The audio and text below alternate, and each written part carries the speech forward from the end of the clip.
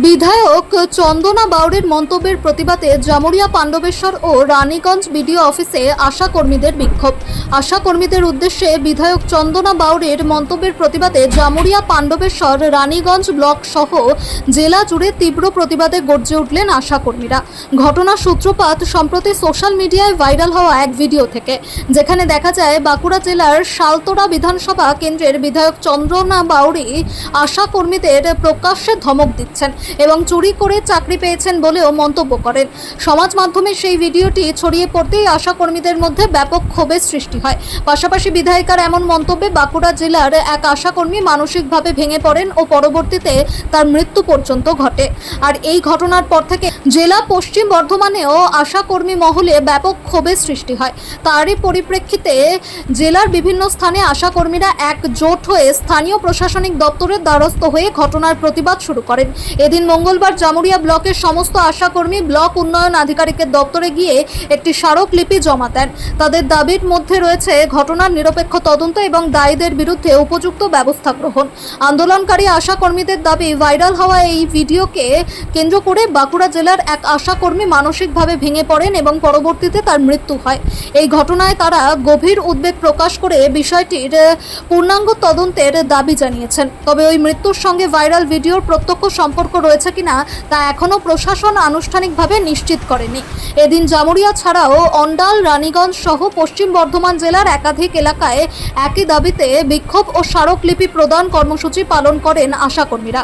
বিভিন্ন ব্লকে প্রশাসনের উদ্দেশ্যে স্মারকলিপি জমা দিয়ে তারা দ্রুত পদক্ষেপের দাবি জানান। চলছে এখন আমাদের গঙ্গাজলঘাটি বাঁকুড়া জেলার রুম্পা মণ্ডল, তাকে চন্দনা বাউরি নামে একজন বিধায়ক এমনভাবে মানসিকভাবে তার হেনস্থা করা হয়েছে যে সে তার মৃত্যু হলো। মানসিক চাপের জন্য তার মৃত্যু হয়েছে। সেই উপলক্ষে আর আয়ুষ্মান ভারতের কাজের জন্য এত চাপ দেওয়া, ডেপুটেশন দিয়েছি, ডিএম অফিসেও দিয়ে এসেছি, আমরা বিডিও অফিসেও দিয়েছি, কিন্তু তারপরেও আমাদেরকে অতিরিক্ত চাপ দেওয়া হচ্ছে। আমরা বলছি কাজটা করতে পারবো না, সেই বলছে করতে হবে, একদম টার্গেট বেঁধে দিচ্ছে যে 50 করতে হবে, 25 করতে হবে, 30 করতে হবে। আমাদের নইলে বলছে অনারিয়াম আটকে দেওয়া হবে, কিন্তু আমরা তো ওই কাজের জন্য নিযুক্ত হইনি। আমরা শুধু মা বাচ্চা দেখার জন্য নিযুক্ত হয়েছি। আমরা মা বাচ্চার কাজ করতে পারছি না, আমাদের প্রচণ্ড অসুবিধা হচ্ছে। ইকেওয়াইসি আমরা কিছুতেই করতে পারছি না, আর ইকেওয়াইসির জন্য আমাদেরকে কোনো রকম কোনো ট্রেনিং দেওয়া হয়।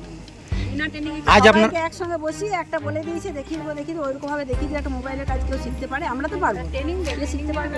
আজ আপনারা বিডিও অফিসে কি জন্য উপস্থিত হয়েছেন? আজ আমরা এসেছি চন্দনা বাউরির যে এই ইকেওয়াইসির কাজ করার জন্য, তাকে যে অতিরিক্ত মানসিক চাপ দেওয়া হয়েছিল, তাকে যে অপমান করা হয়েছিল, যে তাকে মৃত্যুর দিকে ঢলে পড়তে হলো, তার মৃত্যুবরণ হলো, আর তার যে আত্মার শান্তি কামনা হোক, এই জন্য আমরা শান্তি কামনা করার জন্য আমরা আজ প্রতিবাদ মিছিল নিয়েছি।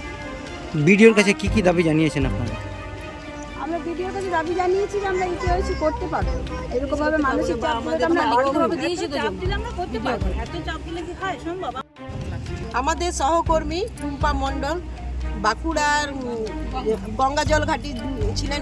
উনি যখন কর্মরত অবস্থায় ওকে বাঁকুড়ার বিধায়িকা এমএলএ মহাশয়া চন্দনা বাউরি অকথ্যভাবে নানা রকম কথা বলেছেন। চোর, আমরা চুরি করে চাকরি পেয়েছি বা চটিচাটা এরকম ধরনের ভাষা বলেছেন, এবং এতে উনি খুব মানসিক চাপ নিয়ে নেন, এবং তার কারণে আমাদের মনে হয় তার কারণে ওনার মৃত্যু হয়েছে। যার কারণে আজকে আমরা সবাই এখানে উপস্থিত হয়েছি তার আত্মার শান্তি কামনার জন্য এবং প্রতিবাদ মিছিল করার জন্য। কি কি দাবি রয়েছে আপনাদের? দাবি রয়েছে যে আমাদের ওপরে এরকমভাবে চাপ সৃষ্টি করে কাজ করা যাবে না। আর ইকেওয়াইসি কাজ আমাদের প্রচুরভাবে চাপ দিয়ে করানো হচ্ছে। আমরা সবাই এই কাজে পারদর্শী নই, কেউ পারছি কেউ পারছি না।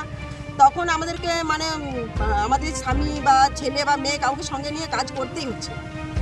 আমাদের দ্বারা এই কাজ করা সম্ভব হচ্ছে না। যদি আমাদেরকে জোর করে এই কাজ করা হয়, তাহলে এরকম ঘটনা হয়তো ঘটতেই থাকতে পারে। কি কি বাধার সম্মুখীন হচ্ছেন আপনারা?